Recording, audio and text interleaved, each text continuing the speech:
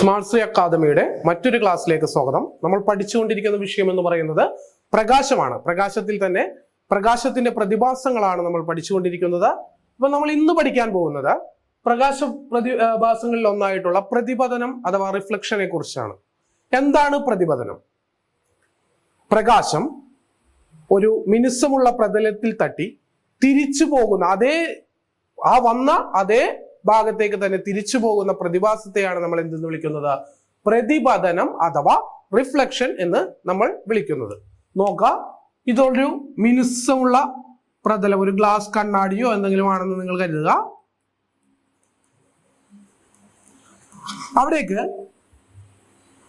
പ്രകാശം ഇങ്ങനെ വന്ന് പതിക്കുന്നു. പ്രകാശം വന്ന് പതിച്ചതിന് ശേഷം ഇതിവിടെ തട്ടി അതേ ആംഗിളിൽ തന്നെ ഇങ്ങനെ തിരിച്ച് പോകുന്നു. ഈ ഒരു പ്രതിഭാസത്തെയാണ് നമ്മൾ എന്തെന്ന് വിളിക്കുന്നത്? പ്രതിപതനം എന്ന് വിളിക്കുന്നത്. അപ്പോ ഇങ്ങനെ വന്നു പതിക്കുന്ന രശ്മിയെ നമ്മൾ പതനരശ്മി എന്ന് വിളിക്കുന്നു. പതനരശ്മി, അതായത് ഈ വന്നു പതിക്കുന്ന പ്രകാശരശ്മിയെ നമ്മൾ വിളിക്കുന്ന പേരാണ് എന്താ? പതനരശ്മി അഥവാ ഇൻസിഡന്റ് റേ എന്ന് വിളിക്കും. ഈ തിരിച്ചു പോകുന്ന പ്രകാശരശ്മിയെ നമ്മൾ പ്രതിപതനരശ്മി എന്ന് വിളിക്കും. പ്രതിപതനരശ്മി അഥവാ റിഫ്ലക്റ്റഡ് റേ എന്ന് നമ്മൾ വിളിക്കും. നമ്മൾ ഇതിന് നടുക്കായിട്ട് ഇങ്ങനെ ഒരു സാങ്കല്പികമായിട്ടൊരു ലംബം വരയ്ക്കുക. ലംബമാണ് വരച്ചിരിക്കുന്നത്, നിങ്ങൾ തെറ്റിദ്ധരിക്കേണ്ട, എന്റെ വരയുടെ ഒരു ഗുണമാണിത്. അപ്പോ ഇവിടെ രണ്ട് കോണളവുകൾ നമുക്ക് ലഭിക്കും. ഇതിനെ പതനകോൺ എന്ന് വിളിക്കും. ഇതിനെ നമ്മൾ വിളിക്കുന്ന പേരെന്താണ്? ഇതിനെ നമ്മൾ പതനകോൺ എന്ന് വിളിക്കും. പതനകോൺ. ഇവിടെ നമുക്ക് ലഭിക്കുന്ന കോണാണ് പ്രതിപതന കോൺ. അപ്പോ നമ്മൾ അതിന് സാങ്കല്പികമായിട്ടൊരു ലംബം വരയ്ക്കുകയാണെങ്കിൽ നമുക്ക് ഈ പതിക്കുന്ന ഭാഗത്ത് ലഭിക്കുന്ന കോണളവിനെ നമ്മൾ പതനകോൺ എന്നും ഈ പ്രതിപതിക്കുന്ന ഭാഗത്ത് നമുക്ക് ലഭിക്കുന്ന കോണിനെ നമ്മൾ പ്രതിപതന കോൺ എന്നാണ് വിളിക്കുന്നത്. ഒരു കാര്യം ശ്രദ്ധിക്കുക, ഈ പതനകോൺ പ്രതിപതനം സംഭവിക്കുമ്പോൾ ഈ പതനകോണും പ്രതിപതന കോണും എപ്പോഴും തുല്യമായിരിക്കും. അപ്പോ പ്രകാശം എന്താണ്? പ്രതിപതനം. പ്രകാശം മിനുസമുള്ള ഒരു പ്രതലത്തിൽ തട്ടിക്കൊണ്ട് എന്ത് സംഭവിക്കും? അത് വന്ന ഭാഗത്തേക്ക് തന്നെ തിരിച്ചു പോകുന്ന പ്രതിഭാസത്തെയാണ് നമ്മൾ എന്തെന്ന് പറയുന്നത്? പ്രതിപതനം എന്ന് വിളിക്കുന്നത്. അപ്പോ പ്രതിപതനം തന്നെ രണ്ട് രീതിയിലുണ്ട്. ഒന്നാമത്തേത് ക്രമ പ്രതിപതനമെന്നും രണ്ടാമത്തേത് ക്രമരഹിത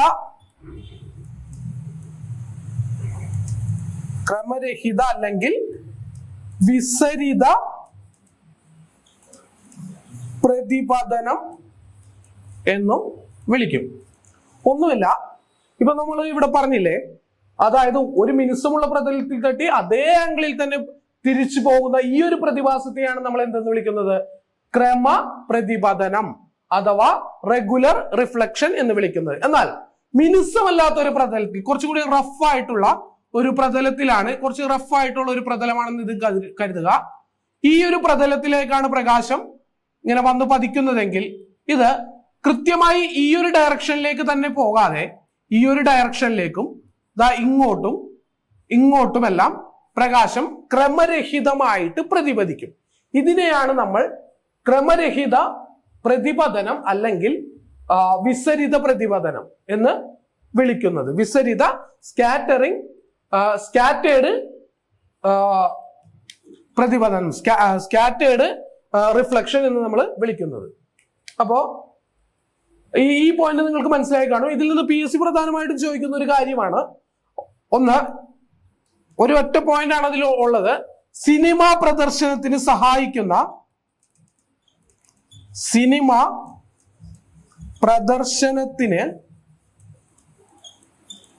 സഹായകമാവുന്ന പ്രകാശത്തിന്റെ പ്രതിഭാസമാണ് പ്രതിപതനം എന്ന് പറയുന്നത്. അപ്പോ സിനിമാ പ്രദർശനത്തിന് കാരണമാകുന്ന അല്ലെങ്കിൽ സിനിമാ പ്രദർശനം സംഭവിക്കാൻ സഹായിക്കുന്ന പ്രകാശത്തിന്റെ ഒരു പ്രതിഭാസമാണ് എന്തെന്ന് പറയുന്നത്? പ്രതിപതനം എന്ന് പറയുന്നത്. അതായത് നമ്മളിപ്പോ പ്രകാശത്തിന്റെ പ്രതിഭാസം പ്രതിപതനം പഠിച്ചു കഴിഞ്ഞു. അപ്പൊ ഇനി നമ്മൾ പഠിക്കാൻ പോകുന്നത് മറ്റൊരു പ്രകാശ പ്രതിഭാസത്തെ കുറിച്ചാണ്. ഇതിന്റെ പേരാണ് പൂർണ്ണാന്തരിക പ്രതിഫലനം. പൂർണ്ണാന്തരിക പ്രതിഫലനം അഥവാ ടോട്ടൽ ഇന്റേണൽ റിഫ്ലക്ഷൻ എന്ന് ഇംഗ്ലീഷിൽ പറയും. പൂർണ്ണാന്തരിക പ്രതിഫലനം. അപ്പോ ഇത് വളരെ പ്രധാനപ്പെട്ട ഒരു പോയിന്റ് ആണ്. അതായത് PSC പലപ്പോഴായിട്ട് ചോദിച്ചിട്ടുള്ള ഒരുപാട് ചോദ്യങ്ങൾ ചോദിച്ചിട്ടുള്ള ഒരു ഭാഗമാണ്, പ്രകാശ പ്രതിഭാസമാണ് എന്തെന്ന് പറയുന്നത് ടോട്ടൽ ഇന്റേണൽ റിഫ്ലക്ഷൻ അഥവാ പൂർണ്ണാന്തരിക പ്രതിഫലനം എന്ന് പറയുന്നത്. ഇനി എന്താണ് പൂർണ്ണാന്തരിക പ്രതിഫലനം? എന്താണ് പൂർണ്ണാന്തരിക പ്രതിഫലനം? അതായത് ഒരു സാന്ദ്രത കൂടിയ മാധ്യമത്തിൽ നിന്നും സാന്ദ്രത കുറഞ്ഞ മാധ്യമത്തിലേക്ക് പ്രകാശം സഞ്ചരിക്കുമ്പോൾ, അതായത് സാന്ദ്രത കൂടിയ മാധ്യമത്തിൽ നിന്നും സാന്ദ്രത കുറഞ്ഞ മാധ്യമത്തിലേക്ക് പ്രകാശം സഞ്ചരിക്കുമ്പോൾ, അതായത് ക്രിട്ടിക്കൽ കോണിനേക്കാൾ വലിയ രീതിയിലുള്ള ഒരു പതന കോണിൽ പ്രകാശം സഞ്ചരിക്കുമ്പോൾ എന്ത് സംഭവിക്കും?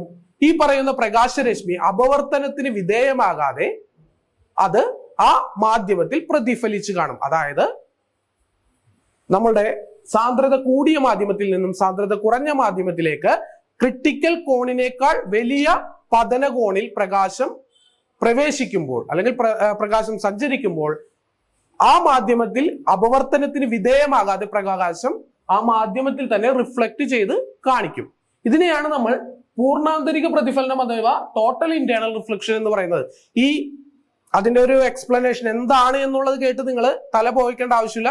കാരണം PSC ഒരു തവണ പോലും ചോദിച്ചിട്ടില്ല എന്താണ് പൂർണ്ണാന്തരിക പ്രതിഫലനം എന്ന് PSC ചോദിച്ചിട്ടില്ല. പകരം അതുകൊണ്ടുണ്ടാകുന്ന മറ്റുള്ള കാര്യങ്ങളെ കുറിച്ചൊക്കെയാണ് PSC ചോദിക്കുന്നത്.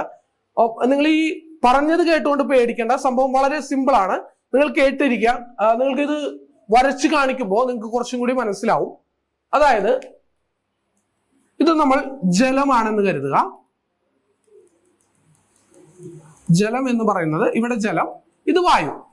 അപ്പോ ജലം എന്ന് പറയുന്നത് വായുവിനെ അപേക്ഷിച്ച് കുറച്ചുകൂടി സാന്ദ്രത കൂടിയ മാധ്യമമാണ്. അപ്പോ പ്രകാശം എങ്ങനെയാണ് സഞ്ചരിക്കുന്നത്? ഇവിടെ നിന്ന് ഇങ്ങനെ സംഭവിക്കുന്നത് എന്ന് വെക്കുക. ഇവിടെ മുട്ടിക്കഴിയുമ്പോ നമ്മൾ പറഞ്ഞു എന്ത് സംഭവിക്കും?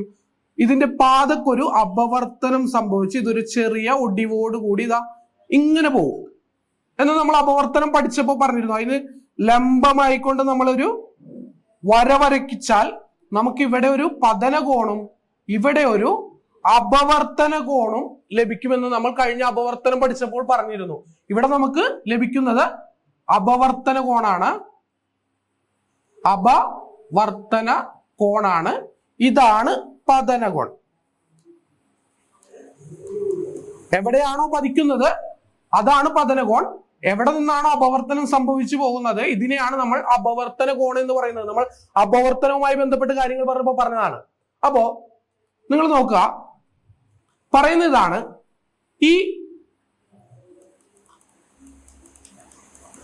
ഇവിടെ കൂടി പ്രകാശം വന്നിട്ട് ഈ പ്രകാശം ഒരു പ്രത്യേക ആംഗിളിൽ ഇവിടെ വരുമ്പോ ഈ പ്രകാശരശ്മിക്ക് അപവർത്തനം സംഭവിച്ചുകൊണ്ട് ഇത് ഈ ഒരു ഡയറക്ഷൻ ഇങ്ങനെ നേരെ പോകും. ഇങ്ങനെ നേരെ പ്രകാശരശ്മി കടന്നു പോകും. ഇവിടെ നമ്മൾ ഇങ്ങനെ വരയ്ക്കുമ്പോൾ നമുക്ക് ഇവിടെ കിട്ടുന്ന കോണളവ് എന്ന് പറയുന്നത് എത്രയായിരിക്കും? ഒരു 90 ഡിഗ്രി കോണളവായിരിക്കും. ശരിയല്ലേ? അതായത് പ്രകാശം ഇവിടെ വരുന്നു, പ്രകാശം ഇങ്ങനെ അപവർത്തനം സംഭവിച്ചു പോകുന്നു. അപ്പൊ നമുക്കിവിടെ എന്ത് ലഭിക്കും? ഒരു 90 ഡിഗ്രി കോണളവ് ലഭിക്കും. അപ്പോ എന്താണ് ക്രിട്ടിക്കൽ കോൺ എന്താണ് ക്രിട്ടിക്കൽ കോൺ എന്നുള്ളതാണ് നമ്മൾ പറയാൻ പോകുന്നത്. അതായത് അപവർത്തന കോൺ 90 ഡിഗ്രി ആകുവാൻ, ശ്രദ്ധിക്കണം, പോയിന്റ് ശ്രദ്ധിക്കുക. അപവർത്തന കോൺ 90 ഡിഗ്രി ആകുവാൻ പതന കോൺ എത്ര ഡിഗ്രി ആകണമോ അതിനെയാണ് നമ്മൾ എന്തെന്ന് പറയുന്നത്? ക്രിട്ടിക്കൽ കോൺ എന്ന് പറയുന്നത്. പോയിന്റ് ശ്രദ്ധിക്കണം, ശ്രദ്ധിച്ച് മനസ്സിലാക്കണം. അതായത് ഇതാണ് പതന കോൺ. ഈ പതന കോൺ ഒരു പ്രത്യേക കോൺ അളവിൽ ഇവിടെ പതിക്കുമ്പോൾ ഇതെന്ത് സംഭവിക്കും? അപവർത്തന കോൺ 90 ഡിഗ്രി ആവും. ഇങ്ങനെയുള്ള കോൺ 90 ഡിഗ്രി ആയിരിക്കും. ഇങ്ങനെ പ്രകാശം ഇവിടെ വന്ന് ഇടിച്ചിട്ട് ഇങ്ങനെ പോകും, ഈ ഒരു ഡയറക്ഷനിൽ പോകും. ഇങ്ങനെ 90 ഡിഗ്രി ആകണമെങ്കിൽ ഇതൊരു പ്രത്യേക ആംഗിളിലായിരിക്കണം ഇവിടെ വന്ന് പതിക്കേണ്ടത്. ഈ പ്രത്യേക ആംഗിളിന് പറയുന്ന പേരാണ് എന്തെന്ന് പറയുന്നത്?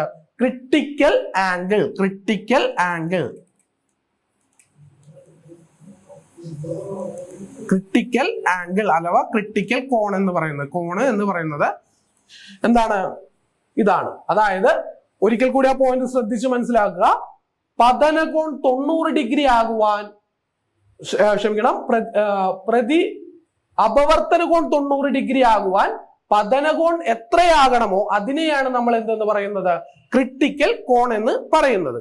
അപ്പോ ഇനി നമ്മൾ ടോട്ടൽ ഇന്റേണൽ റിഫ്ലക്ഷനിലേക്ക് വരികയാണ്. അപ്പോ ഈ പറയുന്ന പതനകോൺ ക്രിട്ടിക്കൽ കോൺ അളവിനേക്കാൾ കൂടുതലാണെങ്കിൽ, അതായത് ഇപ്പോ ഉദാഹരണം പറയാം, ജലത്തിന്റെ പതനകോൺ എന്ന് പറയുന്നത് അല്ലെങ്കിൽ ക്രിട്ടിക്കൽ കോൺ, ജലത്തിന്റെ ക്രിട്ടിക്കൽ കോൺ എന്ന് പറയുന്നത് 48.75 ഡിഗ്രിയാണ്. 48.75 ഡിഗ്രിയാണ്. ജലത്തിന്റെ ക്രിട്ടിക്കൽ കോൺ അളവാണ് 48.75 ഡിഗ്രി. ഇവിടെ ഉണ്ടാകുന്ന കോൺ 48.75. ഈ പതനകോൺ എന്ന് പറയുന്നത് 48.75 ഡിഗ്രി ആയി കഴിഞ്ഞാൽ എന്ത് സംഭവിക്കും? പ്രകാശത്തിന് അപവർത്തനം സംഭവിച്ചുകൊണ്ട് ഒരു 90 ഡിഗ്രി ആയിട്ട് അപവർത്തന കോൺ ഉണ്ടാവും. ഇതാണ് നമ്മൾ പറഞ്ഞു വന്നത്. അപ്പൊ ഇനി ഈ 48.75 ഡിഗ്രിയേക്കാൾ വലിയ ഒരു പതനകോണാണ് ഇവിടെ ഉണ്ടാകുന്നതെങ്കിലോ, അതായത് ഇപ്പൊ 48.75 ആണ് ക്രിട്ടിക്കൽ കോൺ എന്ന് നമ്മൾ പറഞ്ഞു ജലത്തിന്റെ. ഇവിടെ ഒരു 55 ഡിഗ്രി, ഒരു ഉദാഹരണമാണ് പറയുന്നത്.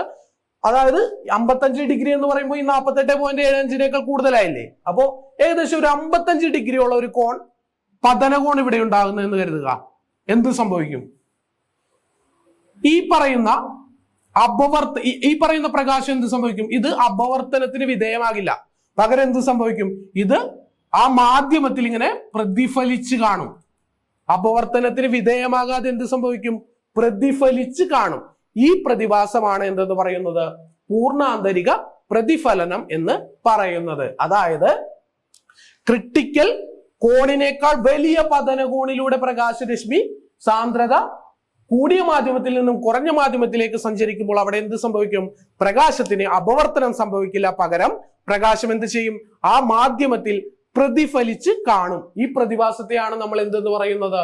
പൂർണ്ണാന്തരിക പ്രതിഫലനം എന്ന് പറയുന്നത്. ഇതുമായി ബന്ധപ്പെട്ടുകൊണ്ട് നമുക്ക് 2-3 പോയിന്റുകൾ കൂടി പഠിക്കാം. Crown glass. ക്രൗൺ ഗ്ലാസിന്റെ ക്രിട്ടിക്കൽ കോണളവാണ് 41.4 ഡിഗ്രി. ഫ്ലിന്റ് ഗ്ലാസ്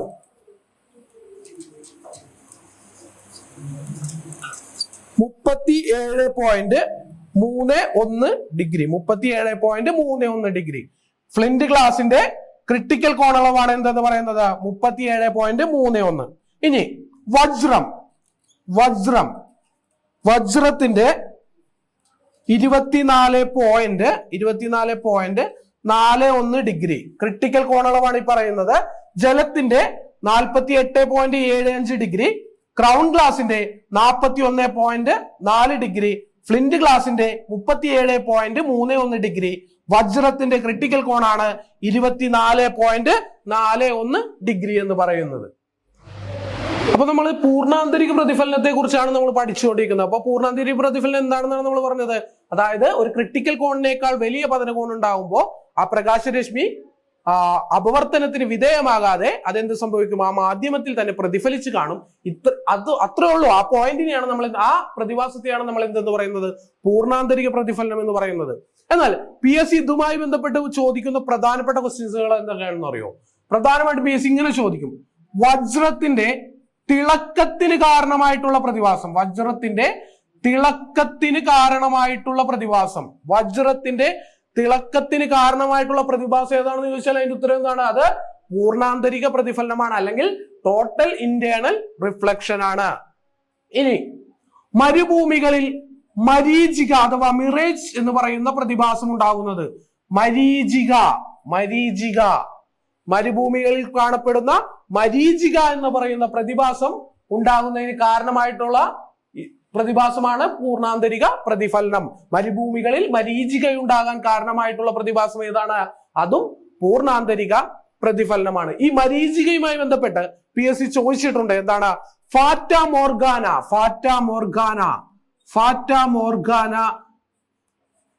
എന്ന പദം എന്തുമായി ബന്ധപ്പെട്ടിരിക്കുന്നു? PSC ചോദിച്ചിട്ടുള്ളതാണ്. ഫാറ്റ മോർഗാന എന്ന് പറയുന്ന പദം എന്തുമായി ബന്ധപ്പെട്ടിരിക്കുന്നു? അത് മരീചികയുമായി ബന്ധപ്പെട്ടിരിക്കുന്നു. അപ്പോ വജ്രത്തിന്റെ തിളക്കത്തിന് കാരണം എന്താണ്? വജ്രത്തിന്റെ തിളക്കത്തിന് കാരണം പൂർണ്ണാന്തരിക പ്രതിഫലനമാണ്. മരുഭൂമികളിൽ മരീചിക എന്ന പ്രതിഭാസം ഉണ്ടാകാൻ കാരണം എന്താണ്? അതും പൂർണ്ണാന്തരിക പ്രതിഫലനമാണ്. ഫാറ്റ മോർഗാന എന്ന പദം എന്തുമായി ബന്ധപ്പെട്ടിരിക്കുന്നു? ഫാറ്റ മോർഗാന എന്ന് പറയുന്ന പദം മരീചികയുമായി ബന്ധപ്പെട്ടിരിക്കുന്നു. PSCയുടെ പ്രീവിയസ് ആയിട്ടുള്ള ഒരു ചോദ്യമാണ്. ഇനി ഒപ്റ്റിക്കൽ ഫൈബർ. ഒപ്റ്റിക്കൽ ഫൈബർ അതായത് വിവരവിനിമയത്തിന് വളരെ വേഗതയിലുള്ള വിവരവിനിമയത്തിന് വേണ്ടി ഉപയോഗിക്കുന്ന കേബിളുകളെയാണ് നമ്മൾ എന്തെന്ന് പറയുന്നത്? ഒപ്റ്റിക്കൽ ഫൈബറുകൾ എന്ന് പറയുന്നത്. ഗ്ലാസ് നാരുകൾ ഉപയോഗിച്ചുകൊണ്ടാണ് ഒപ്റ്റിക്കൽ ഫൈബറുകൾ ഉണ്ടാക്കുന്നത്. ഗ്ലാസ് നാരുകളാണ് ഒപ്റ്റിക്കൽ ഫൈബറിന്റെ നിർമ്മാണത്തിന് ഉപയോഗിക്കുന്നത്. ഇവിടെ വിവരവിനിമയത്തിന് ഉപയോഗിക്കുന്ന പ്രതിഭാസം എന്ന് പറയുന്നത് പൂർണ്ണാന്തരിക പ്രതിഫലനമാണ്. ഒപ്റ്റിക്കൽ ഫൈബറുകളിൽ വിവരവിനിമയത്തിന് അതിവേഗമായിട്ടുള്ള വിവരവിനിമയത്തിന് ഉപയോഗിക്കുന്നത് പൂർണ്ണാന്തരിക പ്രതിഫലനം എന്ന് പറയുന്ന പ്രതിഭാസമാണ്. ഇനി ഒപ്റ്റിക്കൽ ഫൈബർ കണ്ടെത്തിയത്, ഒപ്റ്റിക്കൽ ഫൈബറിന്റെ പിതാവ് എന്ന് പറയുന്നത് അതൊരു നരീന്ദർ സിംഗ് കബാനി. നരീന്ദർ സിംഗ് കബാനി എന്ന് പറയുന്ന വ്യക്തിയാണ് ഒപ്റ്റിക്കൽ ഫൈബറിന്റെ പിതാവ് എന്നറിയപ്പെടുന്നത്. അപ്പോ ഒപ്റ്റിക്കൽ ഫൈബർ ഉപയോഗിച്ചുകൊണ്ട് വളരെ വേഗത്തിലുള്ള വിവരവിനിമയം സാധ്യമാക്കുന്നതിന് വേണ്ടി പ്രവർത്തിക്കുന്ന പ്രതിഭാസം ഏതാണ്? അത് പൂർണ്ണാന്തരിക പ്രതിഫലനമാണ്. ഇനി ഒപ്റ്റിക്കൽ ഫൈബറിന്റെ പിതാവാണ് ആര്? നരീന്ദർ സിംഗ് കബാനി എന്ന് പറയുന്ന വ്യക്തി. ഇനി നാലാമത്തത് എൻഡോസ്കോപ്പി എന്ന് നിങ്ങൾ കേട്ടോ?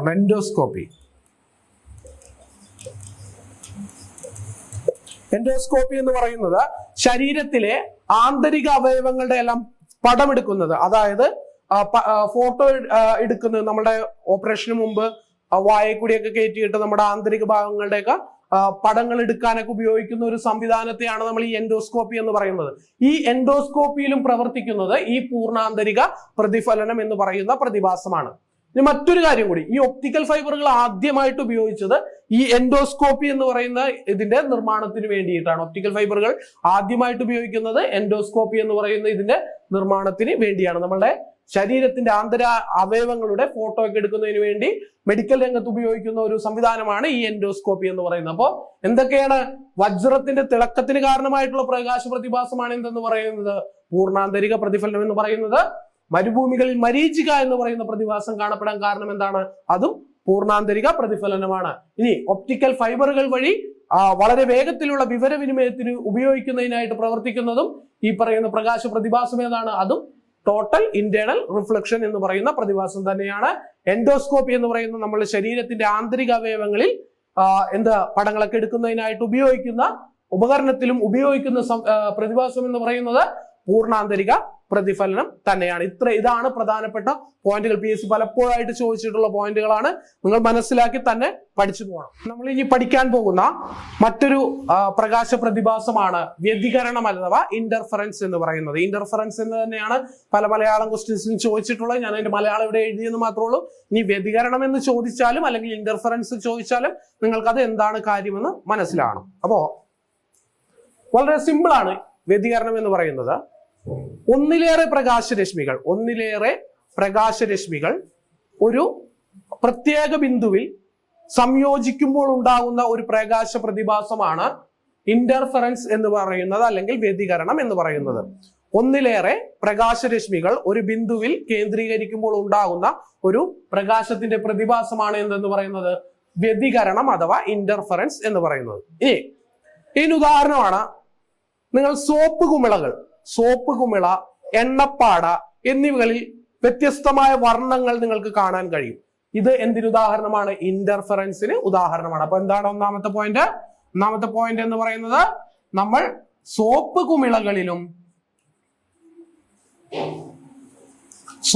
കുമിളകളിലും എണ്ണപ്പാടയിലുമെല്ലാം കാണുന്ന വർണ്ണം, എണ്ണപ്പാടയിലെല്ലാം കാണുന്ന വർണ്ണം എന്ന് പറയുന്നത് എന്ത് പ്രകാശത്തിന്റെ പ്രതിഭാസത്തിന് കാരണമാണ്? അത് ഇന്റർഫറൻസ് എന്ന് പറയുന്ന പ്രകാശത്തിന്റെ പ്രതിഭാസത്തിന് കാരണം കൊണ്ടാണ് ഇങ്ങനെ സോപ്പ് കുമിളകളിലും എണ്ണപ്പാടയിലുമെല്ലാം നമ്മൾക്ക് വ്യത്യസ്തമായിട്ടുള്ള വർണ്ണങ്ങൾ കാണാൻ സാധിക്കുന്നത്. ഇനി നിങ്ങൾ ഹോളോഗ്രാം മുദ്രകൾ കണ്ടിട്ടുണ്ടോ? ഹോളോഗ്രാം മുദ്ര. ഈ ഹോളോഗ്രാം മുദ്രകൾ തിളങ്ങുന്നതിന് കാരണം, ഹോളോഗ്രാം മുദ്രകൾ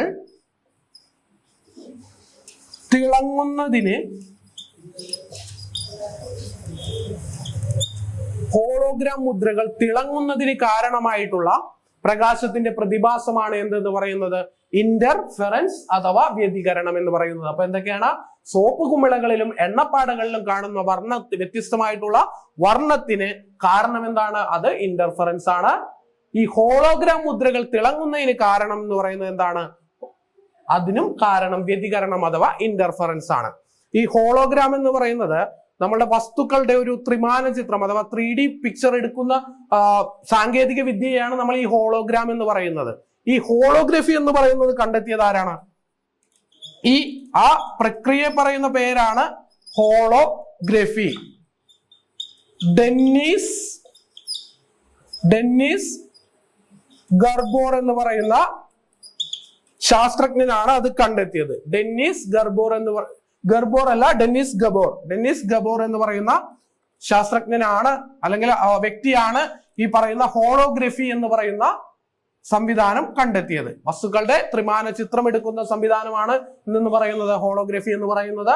അങ്ങനെ എടുക്കുന്നതിനെയാണ് നമ്മൾ ഹോളോഗ്രാം മുദ്രകൾ എന്ന് പറയുന്നത്. ഇത് കണ്ടെത്തിയ വ്യക്തിയാണ് ഡെന്നിസ് ഗബോർ എന്ന് പറയുന്നത്. ഇതിൽ പ്രവർത്തിക്കുന്ന പ്രകാശത്തിന്റെ പ്രതിഭാസമാണ് എന്തെന്ന് പറയുന്നത്? ഇന്റർഫെറൻസ് അഥവാ വ്യതികരണം എന്ന് പറയുന്നത്. നമ്മൾ ഇനി പഠിക്കാൻ പോകുന്ന പ്രകാശത്തിന്റെ മറ്റൊരു പ്രതിഭാസമാണ് വിസരണം അഥവാ സ്കാറ്ററിംഗ് എന്ന് പറയുന്നത്. ഓക്കെ, എന്താണ് വിസരണം അല്ലെങ്കിൽ സ്കാറ്ററിംഗ് എന്ന് നമുക്ക് നോക്കാം. അന്തരീക്ഷത്തിലെ പൊടിപടലങ്ങളിൽ തട്ടി, പ്രകാശം അന്തരീക്ഷത്തിലൂടെയാണ് കടന്നു വരുന്നതെന്ന് നിങ്ങൾക്കറിയാം. പ്രകാശം അങ്ങനെ അന്തരീക്ഷത്തിലൂടെ കടന്നു വരുമ്പോൾ അതിലെ പൊടിപടലങ്ങളിലും മറ്റു ചെറിയ ചെറിയ പാർട്ടിക്കിളുകളിലും ഒക്കെ തട്ടിക്കൊണ്ട് ഈ പ്രകാശത്തിനുണ്ടാകുന്ന ഒരു ക്രമരഹിതമായിട്ടുള്ള പ്രതിപതനത്തെയാണ് നമ്മൾ എന്തെന്ന് പറയുന്നത്? വിസരണം എന്ന് പറയുന്നത്. അപ്പൊ എന്താണ് വിസരണം എന്ന് പറയുന്നത്? പ്രകാശം അന്തരീക്ഷത്തിലൂടെ കടന്നു വരുമ്പോൾ അത് അന്തരീക്ഷത്തിലുണ്ടാവുന്ന പൊടിപടലങ്ങളിലും മറ്റും തട്ടി ഈ പ്രകാശത്തിനുണ്ടാവുന്ന ക്രമരഹിതമായിട്ടുള്ള ഒരു പ്രതിപതനമാണ് എന്തെന്ന് പറയുന്നത്? വിസരണം എന്ന് പറയുന്നത്.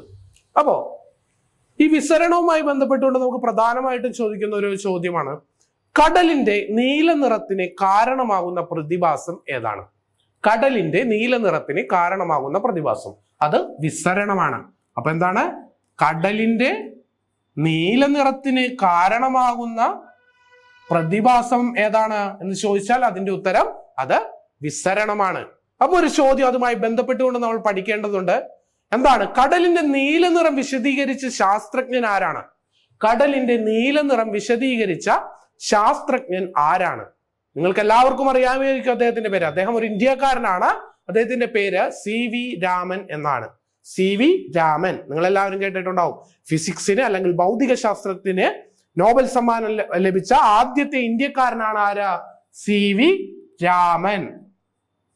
അദ്ദേഹത്തിന്റെ രാമൻ എഫക്റ്റ് എന്ന് പറയുന്ന ഇത് ഉപയോഗിച്ചുകൊണ്ടാണ് അദ്ദേഹം കടലിന്റെ നീല നിറം വിശദീകരിച്ചത്. 1928 ഫെബ്രുവരി 28-നാണ് അദ്ദേഹം രാമൻ എഫക്റ്റ് കണ്ടെത്തുന്നതും ഇത് അവതരിപ്പിക്കുകയൊക്കെ ചെയ്യുന്നത്. 1928 ഫെബ്രുവരി 28-നാണ്. ഫെബ്രുവരി 28 നമ്മൾ എന്തായിട്ട് ഉപയോഗിക്കുന്നത്? നമ്മളുടെ രാജ്യത്തിന്റെ ദേശീയ ശാസ്ത്ര ദിനമായിട്ട് ആചരിക്കുന്നത് ഏതാണ്? ഈ ഫെബ്രുവരി 28-ാം തീയതിയാണ്. അത് അദ്ദേഹത്തിനോടുള്ള ആദര സൂചകമായിട്ടാണ് നമ്മൾ ഫെബ്രുവരി 28 എന്തായിട്ട് ആചരിക്കുന്നത്? നമ്മളുടെ രാജ്യത്തിന്റെ ദേശീയ ശാസ്ത്ര ദിനമായിട്ട് നമ്മൾ ആചരിക്കുന്നത്. അങ്ങനെ ഇത് പറഞ്ഞതിന് ഈ എഫക്ട് കണ്ടെത്തിയതിന് 1930 അദ്ദേഹത്തിന് എന്ത് ലഭിച്ചു? നോബൽ സമ്മാനം ലഭിച്ചു. 1930 അദ്ദേഹത്തിന് നോബൽ സമ്മാനം ലഭിച്ചു. അപ്പോ നോബൽ സമ്മാനം കിട്ടുന്ന ആദ്യത്തെ അല്ലെങ്കിൽ ഭൗതിക ശാസ്ത്രത്തിന് നോബൽ സമ്മാനം കിട്ടുന്ന ആദ്യത്തെ ഇന്ത്യക്കാരൻ ആരാണ്? അത് CV രാമനാണ്. അപ്പൊ ഒരു ചോദ്യം ഉണ്ടാവും, ആരാണ് നോബൽ സമ്മാനം ലഭിച്ച ആദ്യത്തെ ഇന്ത്യക്കാരൻ? ആരാണ് നോബൽ സമ്മാനം ലഭിച്ച ആദ്യത്തെ ഇന്ത്യക്കാരൻ? അത് രവീന്ദ്രനാഥ ടാഗോർ ആണ്. അദ്ദേഹത്തിന് നോബൽ സമ്മാനം ലഭിക്കുന്നത് സാഹിത്യത്തിനാണ്. സാഹിത്യത്തിനാണ് രവീന്ദ്രനാഥ ടാഗോറിന് നോബൽ സമ്മാനം ലഭിക്കുന്നത്. അപ്പോ കടലിന്റെ നീലനിറം വിശദീകരിച്ച ശാസ്ത്രജ്ഞൻ ആരാണ്? അത് CV രാമനാണ്. ഇനി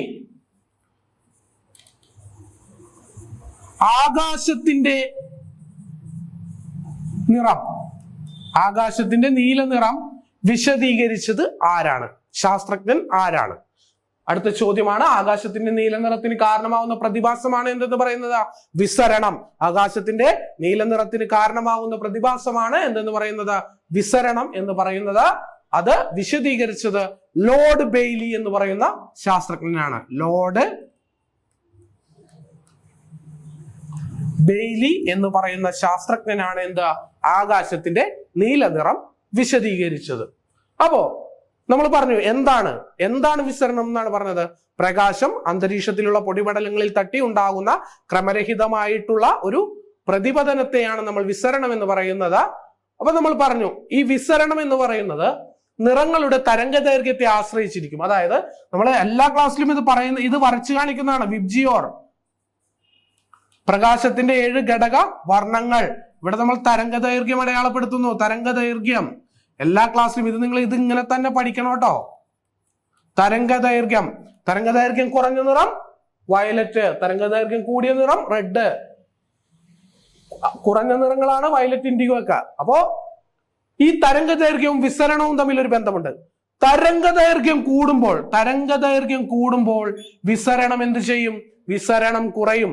തരംഗദൈർഘ്യം കൂടിയ നിറങ്ങൾക്ക് എന്തായിരിക്കും? വിസരണം കുറവായിരിക്കും. തരംഗദൈർഘ്യം കുറഞ്ഞ നിറങ്ങൾക്ക് വിസരണം എന്തായിരിക്കും? കൂടുതലായിരിക്കും. അപ്പൊ ഇവിടെ ഏറ്റവും കുറഞ്ഞ വിസരണത്തിന് വിധേയമാവുന്ന കളർ ഏതാണ്? അത് ചുവപ്പാണ്. അപ്പോ ഓപ്ഷനിൽ ഇപ്പൊ ചുവപ്പില്ലെങ്കിൽ എന്താണ്? അത് ഓറഞ്ച് ആണ്. ഓറഞ്ച് ഇല്ലെങ്കിൽ എന്താണ്? അത് യെല്ലോ ആണ്. ചോദ്യം എങ്ങനെ വേണമെങ്കിലും വരാം. ഇതിൽ വിസരണം കുറഞ്ഞ നിറം ഏതാണെന്ന് ചോദിച്ചു കഴിഞ്ഞാൽ റെഡ് ആണ് ഉത്തരത്തിലുണ്ടെങ്കിൽ റെഡ് എഴുതണം, ഇല്ലെങ്കിൽ ഓറഞ്ച് എഴുതണം, ഇല്ലെങ്കിൽ യെല്ലോ എഴുതണം. ഏതാണ് ഉത്തരത്തിൽ കിടക്കുന്നതെന്ന് നോക്കി മനസ്സിലാക്കിയിട്ട് നിങ്ങൾ എഴുതണം. അപ്പോ തരംഗദൈർഘ്യം കൂടുമ്പോൾ എന്ത് സംഭവിക്കും? വിസരണം കുറയും. അപ്പോ വിസരണം ഏറ്റവും കുറഞ്ഞ നിറം ഏതായിരിക്കും? ചുവപ്പാണ്. തരംഗദൈർഘ്യം കുറയുമ്പോൾ എന്ത് സംഭവിക്കും? വിസരണം കൂടും. അപ്പൊ ഇവിടെ വിസരണം കൂടിയ കളർ ഏതാണെന്ന് ചോദിച്ചു കഴിഞ്ഞാൽ അത് വയലറ്റിനാണ് വിസരണം ഏറ്റവും കൂടുതലായിട്ട് അനുഭവപ്പെടുന്നത് എന്ന് നമുക്ക് ഇതിൽ നിന്ന് മനസ്സിലാക്കാൻ വേണ്ടി കഴിയും. അപ്പോ കടലിന്റെ നീല നിറം ആരാണ്? CV രാമനാണ് വിശദീകരിച്ചത്.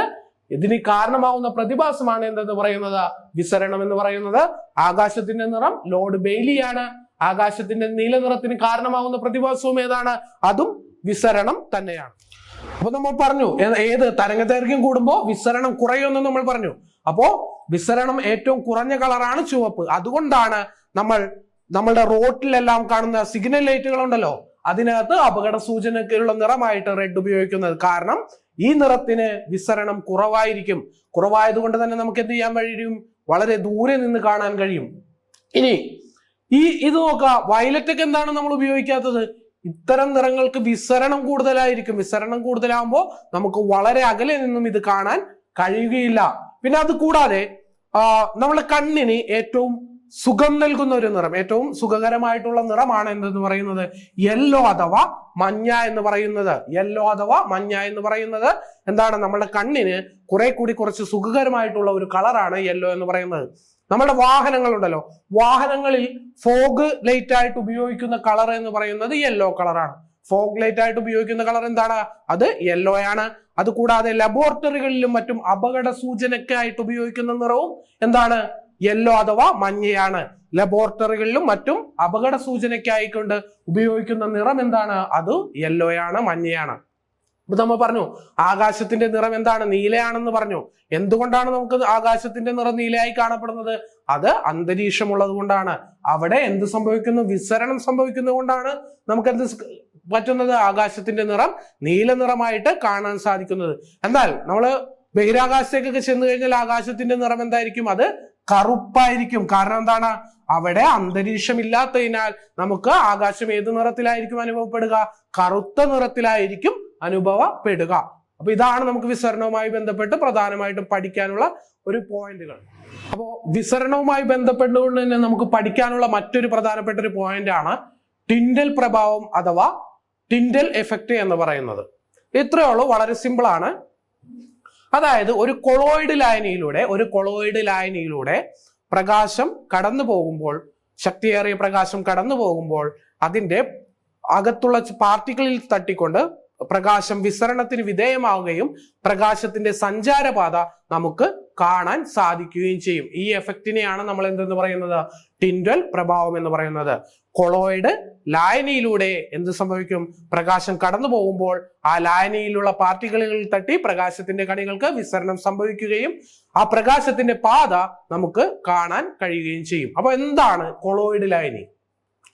അതായത് 1 നാനോമീറ്ററിനും 100 നാനോമീറ്ററിനും ഇടയിൽ, 1 നാനോമീറ്ററിനും 100 നാനോമീറ്ററിനും ഇടയിൽ കണികകളുള്ള ഇതിനെയാണ് നമ്മൾ എന്തെന്ന് വിളിക്കുന്നത്? കൊളോയിഡ് എന്ന് വിളിക്കുന്നത്. കൊളോയിഡ് എന്ന് വിളിക്കുന്നത് ഓരോ നാനോമീറ്ററിനും 100 നാനോമീറ്ററിനും ഇടയിൽ കണികകളുടെ വലിപ്പമുള്ള മിശ്രിതങ്ങളെയാണ് നമ്മൾ എന്തെന്ന് വിളിക്കുന്നത്? കൊളോയിഡുകൾ എന്ന് വിളിക്കുന്നത്. ഇത് 1 നാനോമീറ്ററിൽ കുറവായി കഴിഞ്ഞാൽ നമ്മൾ അവയെ എന്തെന്ന് വിളിക്കും? ലായനികൾ എന്ന് വിളിക്കും. 1 നാനോമീറ്ററിൽ കുറവായി കഴിഞ്ഞാൽ നമ്മൾ എന്ത് വിളിക്കും?